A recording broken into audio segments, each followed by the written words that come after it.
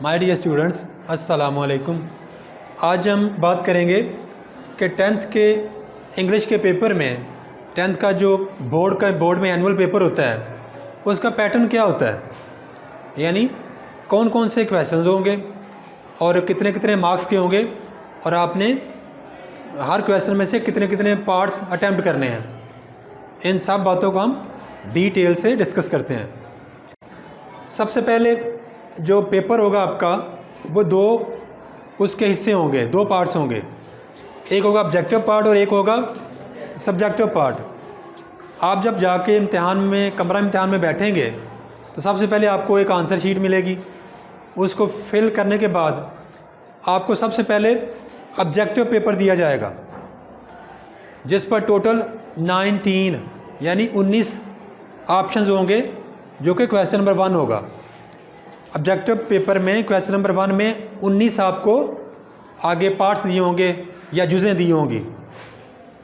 तो उस जो क्वेश्चन पेपर होगा ऑब्जेक्टिव का, उसके ऊपर एक पेपर कोड लिखा होगा। वो आपने ज़रूर वहाँ से कॉपी करके अपनी आंसर शीट के फ्रंट साइड पर भी और बैक साइड पर भी लिखना होता है। तो ये ज़रूर आपने करना है। और दूसरी बात अहम ये है कि आपने ऑब्जेक्टिव पेपर के जितने भी आंसर्स हैं वो क्वेश्चन पेपर पर लिखने की बजाय अपनी आंसर शीट के बैक पर लिखने होते हैं। वहाँ पे बबल्स बने होते हैं, ABCD, वो फिल करने होते हैं। अगर इसी पे करेंगे तो ये क्वेश्चन पेपर जो है वो आपका स्कूल में रह जाता है, आपके इम्तिहानी सेंटर में रह जाता है, फिर आपके समझे 19 नंबर ज़ाया हो गए। तो आपने आंसर्स अपनी आंसर शीट पर कैरी करने हैं, ये बात याद रखिएगा। तो ऑब्जेक्टिव जो आपका पेपर होगा उसमें टोटल 19 ऑप्शन होंगे। पहले जो 5 ऑप्शन हैं वो होंगे correct form of verb put करने के। आपको 5 सेंटेंसेस दिए जाएंगे, उसमें से आपका वर्ब मिसिंग होगा हर एक सेंटेंस में। आपने दिए हर सेंटेंस के आगे 4 मुमकिन ऑप्शंस होंगे, उसमें से आपने जो एक करेक्ट ऑप्शन होगा, करेक्ट वर्ब की फॉर्म, वो अब चुन के लिखनी होगी और आपकी इस तरह 5 नंबर बनेंगे इस पार्ट में। नेक्स्ट वाला पार्ट होगा करेक्ट स्पेलिंग्स का। एक ही वर्ड के 4 मुमकिन स्पेलिंग दिए होंगे, आपने करेक्ट स्पेलिंग जो है ना वो चुनना है। तो इस तरह 4 वर्ड्स होंगे तो आपको इसके कितने नंबर मिलेंगे? 4, अगर आप चारों सही स्पेलिंग्स वाले वर्ड्स उसमें से चूज़ करते हैं। तीसरा जो पार्ट आपका होगा वो होगा चूज़ द करेक्ट ऑप्शन। अब वहाँ पे इस पार्ट में मुख्तलिफ ऑप्शन हो सकते हैं। या तो आपसे सिनोनिम्स यानी मुतरादिफ पूछ सकता है, उस सेंटेंस में एक वर्ड अंडरलाइन करके वो या तो आपसे पूछ सकता है कि इस वर्ड का जो अंडरलाइंड है उसका सिनोनिम या मीनिंग लिखें, आगे ऑप्शंस में दिया होगा।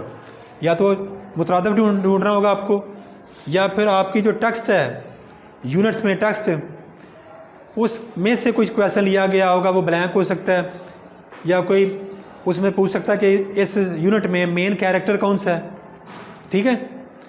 या फिर वो इंग्लिश ग्रामर पे मबनी हो सकता है कोई जो पार्ट है। तो बहरहाल करेक्ट ऑप्शन आप चूज़ करेंगे तो उसके कितने नंबर होंगे?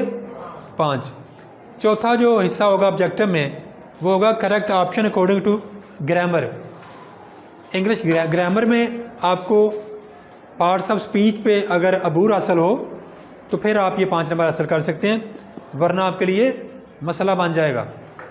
अब पार्ट्स ऑफ स्पीच में क्या क्या होता है वो आपको पता होगा। Nouns, pronouns, verbs, adjectives, adverbs, prepositions, conjunctions और इंटरजेक्शंस। इन पे आपको अबूर हासिल होगा तो फिर आप ये वाला पार्ट अटैम्प्ट कर सकते हैं। तो ये टोटल मार्क्स अगर हम मिलाएं तो ये 19 नंबर बनते हैं। और ये आपको ऑब्जेक्टिव वाला पेपर 20 मिनट बाद आपसे ले लिया जाएगा, यानी आपके पास टोटल 20 मिनट होंगे ऑब्जेक्टिव को हल करके उसके आंसर्स अपनी आंसर शीट की बैक पर ट्रांसफ़र करने के लिए आपको टोटल 20 मिनट मिलेंगे। उसके बाद वो पेपर आपसे ले लिया जाएगा। और जब ऑब्जेक्टिव पेपर वापस ले लेंगे फिर आपको सब्जेक्टिव पेपर दिया जाएगा। सब्जेक्टिव पेपर टोटल नंबर होते हैं 56 और इसका टाइम आपके पास होता है 2 घंटे 10 मिनट। क्वेश्चन नंबर 2 जो होगा, क्वेश्चन नंबर 1 तो मारूजी का है, क्वेश्चन नंबर 2 होगा क्वेश्चंस और आंसर्स का। टोटल आपको 8 क्वेश्चन दिए होंगे, आपने अटैम्प्ट करने हैं कोई से 5 और हर एक क्वेश्चन होगा 2 नंबर का, तो आपके टोटल कितने बन गए 10। आपने इसमें अटैम्प्ट तो 5 करने होते हैं, लेकिन अगर आपको 6 या 7 या 8 अगर अच्छे आते हैं आंसर्स तो आपको चाहिए कि सारे के सारे लिखाएं। होता यूँ है कि फ़र्ज़ करें आपके पहले 5 जो आपने लिखे हैं उसमें से एक गलत हो जाता है कोई, तो अगर आपने इजाफ़ी किया होगा तो वो इजाफ़ी के नंबर अगर ज़्यादा होंगे तो फिर बोर्ड से ये इंस्ट्रक्शन आई होती है कि आपने जो इसमें बच्चे ने मैक्सिमम नंबर लिए ना वो वाले काउंट करने होते हैं। तो फ़र्ज़ करें आप अगर आपका दूसरा सवाल गलत है लेकिन छठा सवाल जो आपने अटैम्प्ट किया हुआ है उसका आंसर ठीक है, उसमें 2 नंबर हैं, तो फिर आपका वो दूसरे वाले काउंट नहीं होंगे 0 नंबर, बल्कि छठे के काउंट होंगे और आपके 10 में से 10 आ जाएंगे। तो अगर आपको जितने अटैम्प्ट करने होते हैं उससे ज़्यादा आते हैं तो ज़्यादा करके आएँ। क्वेश्चन नंबर 3 होता है जी उर्दू ट्रांसलेशन। आपकी टेक्स्ट में से एक पैराग्राफ आपको दिया होगा यहाँ पे और वो आपने करना भी होता है, यानी इसमें ऑप्शन कोई नहीं होती, और ये 8 नंबर का होता है।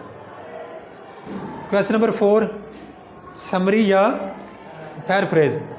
10th क्लास की इंग्लिश में 3 समरीज़ हैं, 3 पोएम्स हैं, तो उन तीनों की आप समरीज़ याद करके ये सवाल आसानी से अटैम्प्ट कर सकते हैं। इंग्लिश मीडियम बच्चों के लिए ऑप्शन होता है कि वो समरी कर लें या पैराफ्रेज कर लें। पैराफ्रेज क्या होता है कि आपकी जो तीनों समरीज़ हैं, तीनों पोएम्स हैं, उसमें से 2, 3, 4, 5 लाइंस आपको किसी भी समरी में से आपको दी होती हैं और आपने उन लाइंस को इंग्लिश में ही आगे एक्सप्लेन करना होता है, इसको बोलते हैं पैराफ्रेज करना। तो मेरा आपको मशवरा ये है कि आप समरी करें, पैराफ्रेज ना करें, क्योंकि ये करना आसान है और इसमें से नंबर भी आपके 5 में से 5 आ सकते हैं और इजी भी है। क्वेश्चन नंबर 5 आपको पैराग्राफ्स दिए होते हैं और एसेस दिए होते हैं, आपने दोनों में से कोई एक अटैम्प्ट करना होता है। पैराग्राफ आपको 100 से 150 वर्ड्स तक लिखना होता है, यानी कम से कम 100 वर्ड्स हों, ज़्यादा से ज़्यादा 150, और ऐसे में कम से कम 150, ज़्यादा से ज़्यादा 200 वर्ड्स होने चाहिए। अब ये टोटल जो है ना वो 6 बनते हैं, 3 पैराग्राफ्स आते हैं और 3 एसेज आते हैं। आपने 6 में से कोई एक करना होता है जो भी आपको अच्छा आता है। तो ऑप्शंस इसमें आपके पास बहुत ज़्यादा होती है, चॉइस बहुत ज़्यादा होती है, तो आप वो वाला करें जो आपको सबसे अच्छा आता है, और ये आपके 15 नंबर का होता है। ठीक है, बहुत ज़्यादा नंबर है इसके। आगे क्वेश्चन नंबर 6 होता है आपका डायरेक्ट इनडायरेक्ट। आपको 8 डायरेक्ट फ़िक्रे दिए होते हैं, आपने उसको कोई से 5 को इनडायरेक्ट स्पीच में चेंज करना होता है, और इसके आपके कितने नंबर होंगे 5। जितने आप सही करेंगे उतने आपको एक एक नंबर मिल जाएगा। क्वेश्चन नंबर 7 है पेयर ऑफ वर्ड्स। पेयर कहते हैं जोड़े को। आपको टोटल 8 जोड़े या पेयर्स दिए होंगे इंग्लिश के, और आपने उसमें से अटैम्प्ट कितने करने हैं 5 जोड़े या पेयर्स आपने अटैम्प्ट करने हैं। पेयर क्या होता है कि आपको 2-2 वर्ड्स दिए होते हैं जोड़ों में या पेयर्स में, आपको उनके सेंटेंसेस बनाने होते हैं। वो वर्ड्स एक पेयर में बहुत मिलते जुलते होते हैं, उनका प्रोनाउंसिएशन बहुत हद तक मिलता जुलता होता है, तो आपने उनके सेंटेंसेस बना के उनके मीनिंग में डिफरेंस को या फ़र्क को ज़ाहिर करना होता है। और अगर आप दोनों वर्ड्स जो हैं पेयर के, दोनों के सेंटेंसेस अच्छे लिखते हैं, ठीक लिखते हैं, करेक्ट लिखते हैं, फिर आपको 1 नंबर मिलता है, यानी एक सेंटेंस का आधा नंबर होता है। अगर आप 8 में से 5 पेयर्स के सेंटेंसेस करेक्ट लिखते हैं तो फिर आपको कितने नंबर मिलेंगे 5। और लास्ट वाला क्वेश्चन होता है कि एक पैराग्राफ दिया होता है आपको उर्दू का, उसको आपने इंग्लिश में ट्रांसलेट करना होता है, 8 नंबर का होता है ये। या फिर जो इंग्लिश मीडियम वाले बच्चे हैं उनको इसका अल्टरनेटिव या मुतबादल 10 सेंटेंसेस लिखने होते हैं किसी भी टॉपिक पे। आपको कोई भी टॉपिक दिया जाता है, हाउस ऑन फायर हो गया, माय हॉबी वगैरह हो गया, उस पर 10 फ़िक्रे लिखने होते हैं इंग्लिश में। तो ये भी आपका कितने का होगा 8 का। तो इन दोनों में आपको चॉइस होती है, आप उर्दू से इंग्लिश ट्रांसलेशन कर लें या फिर किसी भी दिए गए टॉपिक पर आप 10 फ़िक्रे लिख लें। तो ये था जी आपका पैटर्न। इस पैटर्न के मुताबिक आपको इंग्लिश का पेपर एनुअल एग्ज़ाम में आएगा। अब ऑब्जेक्टिव पेपर हो या सब्जेक्टिव, इसका सलूशन मेरे यूट्यूब चैनल पर मौजूद है। अगर आप कंसल्ट करना चाहें, देखना चाहें वो वीडियोस, तो इन सब जो क्वेश्चंस के जो लिंक्स हैं, यूट्यूब लिंक्स हैं, वो मैं अपने इस वीडियो के डिस्क्रिप्शन बॉक्स में डाल देता हूँ, तो वहाँ से आप तैयारी कर सकते हैं। Thanks for watching. Please subscribe my channel, also like and share this video with your friends. Thanks.